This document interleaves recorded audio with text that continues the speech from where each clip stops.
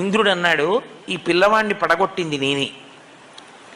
నేను వేసిన వజ్రాయుధానికి ఇతని ఎడమ దవడ సొట్టపడింది కాబట్టి, సొట్టబడిన హనువులు కలిగిన వాడు కాబట్టి ఈ పిల్లవాణ్ణి నేను వజ్రాయుధంతో కొట్టానన్న దానికి గుర్తుగా హనుమా అని పిలవబడతాడు.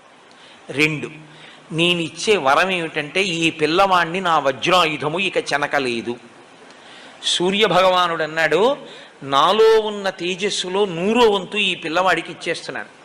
వీడికి శాస్త్రం చదువుకునే యోగ్యత కలిగిన నాడు సమస్త శాస్త్రములు నేను బోధ చేస్తాను. వరుణుడు అన్నాడు, ఈ పిల్లవాడికి అలసట, దగ్గుత్తిక ఇలాంటివి కలగవు. వరుణపాశముల చేత ఈ పిల్లవాడు ఎప్పుడూ మృత్యువుని పొందడు.